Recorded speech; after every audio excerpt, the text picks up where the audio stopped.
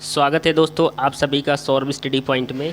तो आइए आज हम जो इम्पोर्टेंट क्वेश्चन लेकर के आए हुए हैं तो जो सीटेट के लिए बेहद इम्पॉर्टेंट है। जैसा कि आप लोगों को पता है दोस्तों, इसके पहले भी हमने आप लोगों को क्लासेस कराई हैं जो एग्ज़ाम के पॉइंट ऑफ व्यू से बहुत ही इम्पॉर्टेंट रहने वाली हैं। तो आइए बात करते हैं अगले क्वेश्चन के बारे में दोस्तों। जो हमारा पहला क्वेश्चन रहने वाला है कि नींबू साधारण पानी में डूब जाता है लेकिन नमकीन पानी में तैरता रहता है। क्वेश्चन में क्या कह रहा है, हम क्वेश्चन को बहुत अच्छे से पढ़ना है हमको कि नींबू जो है वो साधारण पानी में डूब जाता है लेकिन नमकीन पानी में तैरता रहता है क्योंकि। तो दोस्तों क्यों डूबा रहता है और क्यों नहीं डूबा रहता है, तो आइए बात कर लेते हैं सही जवाब के बारे में। तो अगर बात करें राइट ऑप्शन के बारे में तो तीसरा ऑप्शन राइट हो जाएगा। क्यों? क्योंकि नमकीन पानी का घनत्व साधारण पानी के घनत्व से अधिक होता है। कैसा होता है? अधिक होता है। इसलिए जो नींबू है वो साधारण पानी में तो डूब जाता है लेकिन नमकीन पानी में तैरता रहता है। तो इस तरह से जो तीसरा ऑप्शन होगा हमारा राइट हो जाएगा। दोस्तों एग्जाम में अगर आप 120 प्लस स्कोर करना चाहते हैं तो आपके लिए ये बेहद इंपॉर्टेंट वीडियो रहने वाली है। तो आइए इसी के साथ में हम बढ़ते हैं अगले प्रश्न पर।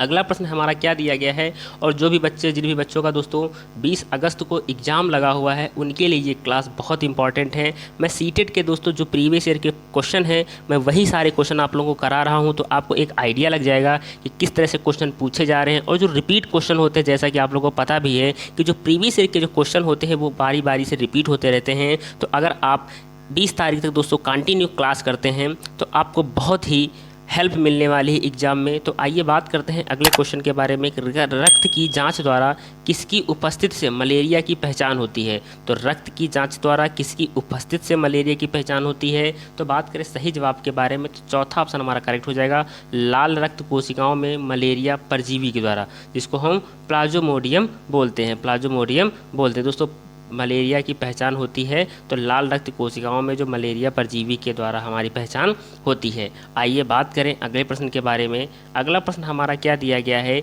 कि रेखा की माँ के लिए रोजाना तालाब में लाए पानी में फिटकरी डालती है। तो जो रेखा की माँ है वो रोजाना तालाब से लाती है, जो पानी लेकर के आती है उसमें फिटकरी डालती है। तो क्यों फिटकरी डालती है? तो आइए बात करें सही जवाब के बारे में। इसका दूसरा ऑप्शन राइट हो जाएगा, हल्के निलंबित अपद्रव्यों को अवसादित करने में। किसमें?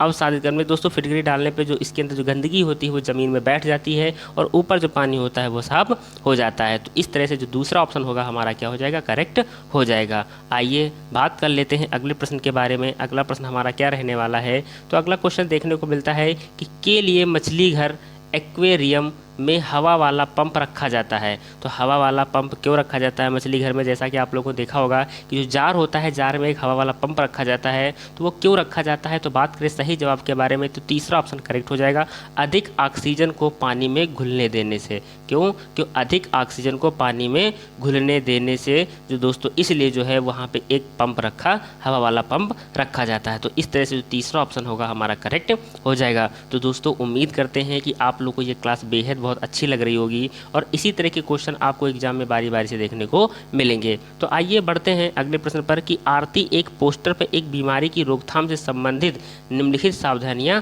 पढ़ती है। तो क्वेश्चन में क्या कह रहा है कि आरती जो है एक पोस्टर पर एक बीमारी की रोकथाम से संबंधित निम्नलिखित सावधानी पढ़ती हैं। तो एक पोस्टर है दोस्तों जो आरती पढ़ रही है, उस पर बहुत सारी जानकारियाँ लिखी हुई हैं और उन लाइनों को पढ़ने के बाद रोकथाम से संबंधित सावधानियाँ पढ़ती हैं। तो वो सावधानियाँ कौन सी हैं? तो आइए बात कर लेते हैं इसके बारे में, सही जवाब के बारे में कि इसका राइट ऑप्शन हमारा क्या हो जाएगा। तो इसके दोस्तों नीचे कुछ हमारे ऑप्शन दिए गए हैं, तो आइए बात कर लेते हैं ऑप्शन के बारे में कि पोस्टर का जो उद्देश्य है कि फैलने के विषय में जागरूकता प्रदान करना। तो किसके फैलने के उद्देश्य में जागरूकता प्रदान करना है? तो दोस्तों पहला ऑप्शन डेंगू और जापानी मस्तिष्क ज्वर। कौन सा? डेंगू और जापानी मस्तिष्क ज्वर जो होगा दोस्तों, जो लाइनें लिखी हुई हैं ऊपर, जैसा कि आप लोग देख पा रहे होंगे, जो यहाँ पे लाइनें लिखी हुई दोस्तों, एक श्यामपट्ट है जिस पे कुछ लाइनें लिखी हुई जो आरती पढ़ रही है कि अपने आसपास पानी को एकत्र ना होने दें, पानी के बर्तन, कूलरों और टंकियों को साफ रखें, यदि कुछ जगहों पर पानी एकत्र हो जाता है तो मिट्टी के तेल का छिड़काव करें। तो ये जो लाइनें हैं ये किसके लिए कही जा रही हैं? तो इसका उद्देश्य क्या है? तो इसका जो उद्देश्य हो जाएगा क्या हो जाएगा कि डेंगू और जापानी मस्तिष्क ज्वर के लिए जागरूकता पैदा करना, ताकि लोगों के यहाँ इस तरह के जो डेंगू मच्छर वगैरह हैं इस तरह की कोई बीमारियाँ ना हो पाएँ और मच्छर वहाँ पे जमा ना हो सके। तो आइए इसी के साथ में हम बढ़ते हैं अगले प्रश्न पर। अगला प्रश्न देखने को मिलता है हमको यहाँ पर कि पानी के साथ प्रयोग करते हुए ज्योति यह देखती है कि स्टील की खाली कटोरी पानी पर तैरती है। स्टील की जो खाली कटोरी होती है वो पानी पर तैरती है, लेकिन लोहे की एक छोटी कील डूब जाती है। जैसा कि आप लोगों ने दोस्तों इस तरह के क्वेश्चन भी एग्जाम में आपने या किसी दोस्त यार से सुने होंगे कि एक पानी का जहाज जो होता है वो पानी पे तैरता रहता है, लेकिन एक छोटी सी लोहे की गेंद जो होती है वो पानी में डूब जाती है। उसी तरह का क्वेश्चन पूछा जा रहा है कि खाली कटोरी पानी में तैरती रहती है, लेकिन एक लोहे की एक छोटी सी कील जो होती है वो डूब जाती है। इस तथ्य पर व्याख्यात कीजिए। तो दोस्तों व्याख्यात क्या करना है, इसके बारे में हमको बताना है। तो आइए बात करते हैं इसके ऑप्शन के बारे में। इसके ऑप्शन क्या दिए गए हैं, इसका सही जवाब क्या दिया गया है। तो दोस्तों इसका ऑप्शन सही जवाब के बारे में अगर बात कर लेते हैं हम यहाँ पर, इसका राइट ऑप्शन क्या हो जाएगा हमारा। तो इसका जो राइट ऑप्शन हो जाएगा हमारा सेकंड ऑप्शन हो जाएगा। क्या कि स्टील की कटोरी पर लगने वाला बल उसके भार की तुलना में ज़्यादा है, जबकि लोहे की कील पर लगने वाला बल उसके भार की तुलना में कम है। तो इस तरह से जो दूसरा ऑप्शन होगा हमारा राइट होता है। इसलिए जो हमारा जहाज होता है दोस्तों वो तैरता रहता है, लेकिन एक छोटी सी लोहे की जो कील होती है वो पानी में डूब जाती है। तो इस तरह से जो हमारा ऑप्शन दूसरा होगा वो राइट हो जाएगा। आइए बात कर लेते हैं अगले प्रश्न के बारे में। अगला प्रश्न हमको यहाँ पर क्या देखने को मिलता है कि जब एक मछली को पहले से उबले लेकिन कमरे के तापमान पर ठंडा किए गए पानी से भरे एक्वेरियम में डाला जाता है तो वह मर जाती है। ऐसा इसलिए होता है क्योंकि मछली घर का पानी। तो दोस्तों अब हमको बताना है कि जो एक मछली होती है पहले से उबले लेकिन कमरे के तापमान पर ठंडे की पानी से भरे एक्वेरियम में जब डाला जाता है, एक बॉक्स में जब इनको डाला जाता है तो वह मर जाती है। ऐसा इसलिए होता है क्योंकि मछली का पानी। तो दोस्तों मछली के पानी में क्या परिवर्तन आ जाता है, तो आइए बात करते हैं सही जवाब के बारे में। तो इसका जो राइट ऑप्शन हो जाएगा हमारा क्या हो जाएगा, ये खनिज रहित होता है। खनिज रहित होता है दोस्तों। कैसा हो जाता है, खनिज रहित हो जाता है। इसलिए जो हमारा जो मछली होती है वो क्या हो जाती है, मृत हो जाती है, मर जाती है। इसलिए चौथा ऑप्शन जो होगा वो हमारा कैसा हो जाएगा, राइट हो जाएगा दोस्तों। क्या हो जाएगा, राइट हो जाएगा। आइए बात कर लेते हैं अगले प्रश्न के बारे में। अगला प्रश्न हमको यहाँ पर क्या दिया गया है कि तरुण भारत संघ नामक समूह संबंधित है। तरुण भारत संघ नामक समूह संबंधित है। तो आइए बात कर ले जो तरुण भारत संघ है ये नामक किस समूह से संबंधित है। तो इसका जो राइट ऑप्शन हो जाएगा हमारा क्या हो जाएगा, पुरानी झीलें पुनर्निर्मित करने में। किसमें, पुरानी झीलें जो है इनको पुनर्निर्मित करने से तरुण भारत संघ का समूह जो है उससे संबंधित है। आइए इसी के साथ में हम बढ़ते चलते हैं अगले प्रश्न पर। अगला प्रश्न है कि निम्नलिखित में से रोगों का वह समूह चुनिए जो मच्छरों से फैलता है। तो हमको उन रोगों को बताना है जो मच्छरों के द्वारा फैलते हैं, और ये 2012 के एग्जाम में आपको पूछा गया है, और यही प्रश्न जो होते हैं वो बारी बारी से रिपीट होते रहते हैं। तो आइए देख लेते हैं इसके सही जवाब के बारे में। तो इसका जो दोस्तों ऑप्शन होगा डेंगू, मलेरिया और चिकनगुनिया जो है वो मच्छरों से फैलता है। डेंगू, मलेरिया, चिकनगुनिया जो है वो किससे फैलता है, मच्छरों से फैलता है। आइए बात कर लेते हैं अगले प्रश्न के बारे में। अगला प्रश्न है यहाँ पर कि उस वैज्ञानिक का क्या नाम है जिसने सर्वप्रथम मच्छर के पेट के अंदर ताक झांक की और यह सिद्ध किया कि मलेरिया मच्छर से फैलता है,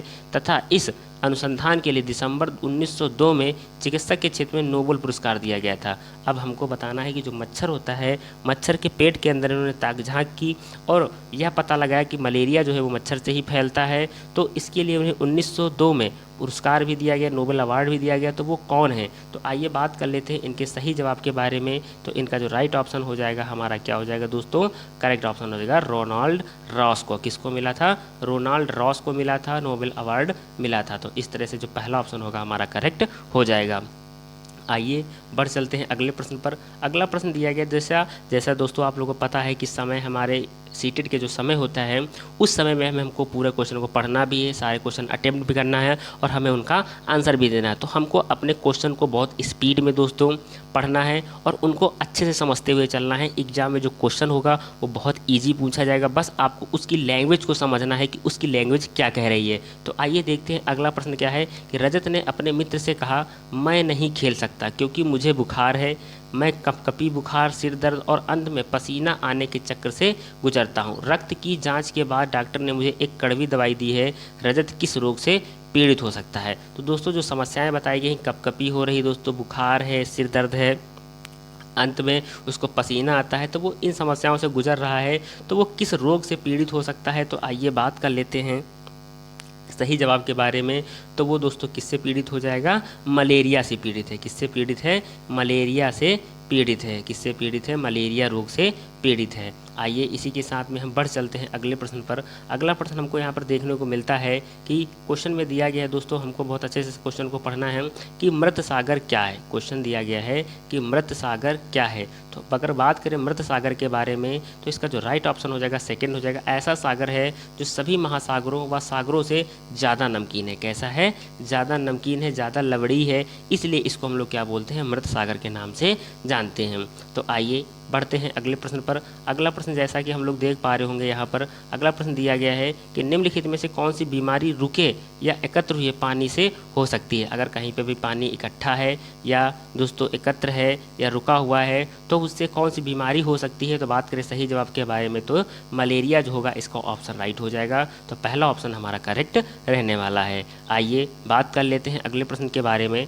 अगला प्रश्न है कि रेणु की दादी उसे एक सूखा कुआं दिखाते हुए बताती हैं कि 15-20 वर्ष पहले कुएं में पानी था लेकिन अब यह पूर्णतः सूख गया है। कुएं में पानी सूखने के क्या कारण हो सकते हैं। तो आइए बात करें कि जो दादी ने बताया कि 15-20 वर्ष पहले तो पानी था लेकिन अब वो पानी सूख गया है, तो उस पानी को सूखने के क्या कारण हो सकते हैं। तो आइए बात कर लेते हैं ऑप्शन के बारे में। दोस्तों इसके कुछ कूट भी दिए गए हैं। तो अगर बात करें कूट के बारे में कि इसके जो कूट होंगे वो क्या हो जाएंगे, तो बात करें दोस्तों कूट के बारे में तो इसका जो कूट दिया गया है दोस्तों क्या हो जाएगा, केवल ए वाला ऑप्शन सही हो जाएगा। तो आइए देखते हैं कि केवल ए वाला जो ऑप्शन है हमारा क्या हो जाएगा। ए वाला ऑप्शन है कि पेड़, कुएं तथा उनके आसपास के स्थान की मिट्टी को अब सीमेंट से ढक दिया गया है। क्यों ढक दिया गया है, सीमेंट से ढक दिया गया, इसलिए जो है दोस्तों वहाँ पर पानी, जो कुएं का पानी है वो पूरी तरह से सूख गया है। इसी तरह के क्वेश्चन बहुत ईजी होंगे दोस्तों, बस केवल आपको उसको समझने की ज़रूरत है। तो आप लोग इतना अपने आप पे प्रेशर मत बनाइएगा कि आप लोग एग्ज़ाम में बैठे और एग्ज़ाम के प्रेशर की वजह से आप लोग अच्छा स्कोर ना कर सके। तो आप लोग को टेंशन फ्री होकर के रहना है और क्वेश्चन को बहुत अच्छे से पढ़ना है। आप लोग बहुत उम्मीद है दोस्तों आप लोगों से कि आप लोग बहुत अच्छा स्कोर करके आएंगे। आइए देख लेते हैं अगला प्रश्न हमारा क्या दिया गया। इसी के साथ में अगला प्रश्न के बारे में बात कर लेते हैं कि मच्छरों के प्रजनन की रोकथाम के लिए ठहरे पानी में मिट्टी का तेल डालते हैं कि सलाह दी जाती है, ऐसा इसलिए है। तो दोस्तों मच्छरों के प्रजनन के लिए मतलब मच्छर और ना बढ़ें तो इसकी रोकथाम के लिए हम लोग क्या करते हैं कि घरों में जो बाहर नालियाँ होती हैं उसमें मिट्टी के तेल को डाल देते हैं। क्यों डाल देते हैं, क्यों सलाह दी जाती है, ऐसा किस लिए कहा जाता है। तो बात करें सही जवाब के बारे में दोस्तों तो इसका जो सही ऑप्शन होगा सेकेंड ऑप्शन हो जाएगा। मिट्टी का तेल ऑक्सीजन की आपूर्ति को काट देता है जिससे मच्छरों का प्रजनन रुक जाता है। जैसे कि मान लो दोस्तों ये नाली हो गई और इसमें छोटे छोटे मच्छर हैं, इसके ऊपर हम जब तेल डाल देते हैं तो ये क्या करते हैं, ऑक्सीजन की आपूर्ति को काट देते हैं। ऑक्सीजन नहीं पहुंचती है नीचे तक, जिससे क्या होता है, मच्छरों का प्रजनन रुक जाता है और दोस्तों जो है मच्छर वहाँ पे पनपना बंद हो जाते हैं। आइए अगले प्रश्न पर चलते हैं। अगला प्रश्न हमको क्या दिया गया है, बात कर लेते हैं कि सीढ़ीदार कुएं अथवा बावड़ी से संबंधित निम्नलिखित कुछ कथन दिए गए हैं। जो सीढ़ीदार कुएं अथवा बावली से संबंधित निम्नलिखित कुछ कथन दिए गए हैं तो वो कथन कौन कौन से हैं। तो आइए देखते हैं कि वो कथन कौन कौन से हैं। इसके कुछ कूट दिए गए हैं दोस्तों। कूट इसका क्या दिया गया है, तो आइए बात कर लेते हैं इसके कूट के बारे में। तो इसका जो कूट दिया गया है हमारा तीसरा ऑप्शन जो होगा वो राइट हो जाएगा। ए, बी और सी कौन कौन से हो जाएंगे, ए, बी और सी जो होंगे वो राइट हो जाएंगे। तो आइए ऑप्शन में देखते हैं कि ए, बी, सी में कौन कौन से वो कूट दिए गए हैं, किसके किसके बारे में बताया। जो सीढ़ीदार कुएं होते हैं दोस्तों, जो सीढ़ीदार कुएं अथवा बावली संबंधित निम्नलिखित कुछ कथन दिए गए। जैसे पहला ऑप्शन ए, जल भंडारण तथा संरक्षण की पारंपरिक व्यवस्था है। दूसरा, सामुदायिक स्रोत के रूप में उनका उपयोग होता है। तीसरा, उनका निर्माण मुख्यतः वर्षा रहित राज्यों में होता है, जहाँ पर वर्षा नहीं होती वहाँ पर कुएं का निर्माण हुआ करता था। तो इस तरह से जो हमारे तीनों ऑप्शन होंगे वो राइट हो जाएंगे। तो आइए इसी के साथ में हम बढ़ चलते हैं अगले प्रश्न पर। अगला प्रश्न जैसा कि हम लोग देख पा रहे होंगे कि वाष्पीकरण विषय पर बच्चों की विविध सोच का आकलन करने के लिए निम्नलिखित में से कौन सा प्रश्न एक नमूना हो सकता है। नमूना हो सकता है दोस्तों। तो आइए बात कर लेते हैं कि जब वाष्पीकरण विषय होता है इसमें बच्चों की विविध सोच कि उनके वैसा बच्चे वाष्पीकरण पर कैसा सोचते हैं उनको आकलन करने के लिए कहा जाता है। तो उस प्रश्न का एक नमूना किस तरह का होना चाहिए। तो बात करें सही जवाब के बारे में तो इसका चौथा ऑप्शन करेक्ट हो जाएगा। जल चक्र का आरेख बनाइए और उसे नामांकित कीजिए और उसे नामित कीजिए। क्या है दोस्तों, जल चक्र का आरेख बनाइए और उसे नामित कीजिए, मतलब उसके दोस्तों नाम हमको लिखने हैं कि कहाँ पर क्या है और कहाँ पर क्या होता है। तो आइए इसी के साथ में हम बढ़ते हैं अगले प्रश्न पर। अगला प्रश्न हमको क्या दिया गया है, बात कर लेते हैं अगले प्रश्न के बारे में कि हम सभी पुराने कुओं को देखते हैं जो अब सूख गए हैं। हमारे बुजुर्ग यह कहते थे कि अब से लगभग 20-25 से 30 साल पहले इन कुओं में काफ़ी पानी था, परंतु अब ये पूरी तरह से सूख गए हैं। निम्नलिखित में से कुओं को सूखने का संभावित सही कारण क्या है? तो दोस्तों जो कुएं के सूखने का संभावित जो कारण है वो निम्नलिखित में से कौन कौन से हो सकते हैं? कुएं से रिलेटेड अभी एक और क्वेश्चन भी हमने आपको कराया है, तो आइए बात कर लेते हैं इसके सही जवाब के बारे में। तो इसके जो कूट दिए गए हैं, आइए बात कर लेते हैं कूट के बारे में। इसका जो कूट दिया गया दोस्तों क्या हो जाएगा? तो इसके कूट में अगर ऑप्शन की बात करें सही जवाब के बारे में, तो पहला ऑप्शन जो होगा हमारा करेक्ट हो जाएगा, ए, बी और डी। तो आइए बात करते हैं ए, बी, डी में हमारे कौन कौन से जो कूट होंगे वो सही रहने वाले हैं। तो ए, बी, डी जो होंगे हमारे ये वाले जो होंगे वो राइट हो जाएंगे, बाकी ये गलत हो जाएगा। तो जिन झीलों में वर्षा का पानी एकत्र होता है अब वहाँ नहीं है। तो दोस्तों जो पहले झील हुआ करती थी वहाँ पे पानी एकत्र हो जाता था, लेकिन अब वो झील वहाँ पे नहीं है या वहाँ पे पानी एकत्र नहीं होता है। तो दोस्तों ये एक कारण हो गया। दूसरा था पेड़, कुओं और आसपास के क्षेत्रों की ज़मीन अब कोलातार सीमेंट से ढक दी गई है। तो आसपास जो पेड़, कुएं और आसपास के जो क्षेत्र थे वो अब क्या कहते हैं, कोलातार या सीमेंट से उनको ढक दिया गया है। अगला है कि भूमिगत पानी को खींचने के लिए कई विद्युत मोटर चालित कर दिए गए हैं। तो इसलिए जो है हम लोगों को कुएं जो वगैरह हैं वो अब सूखे पड़े हुए हैं। तो यही मेन कारण था। तो आप लोग को दोस्तों ये वीडियो कैसा लगा आप लोग हमें कमेंट बॉक्स में कमेंट करके बता सकते हैं। और दोस्तों अगर आप डेली वीडियो पाना चाहते हैं तो चैनल पे कंटिन्यू बने रहें। हम आपको एक डेली क्लास कराएंगे जो आपको एग्ज़ाम में 120 प्लस स्कोर तक ला सकते हैं। तो दोस्तों सीटेट की अगर आप अच्छी तैयारी करना चाहते हैं तो चैनल पे बने रहिए और चैनल को सब्सक्राइब करना ना भूलें। धन्यवाद।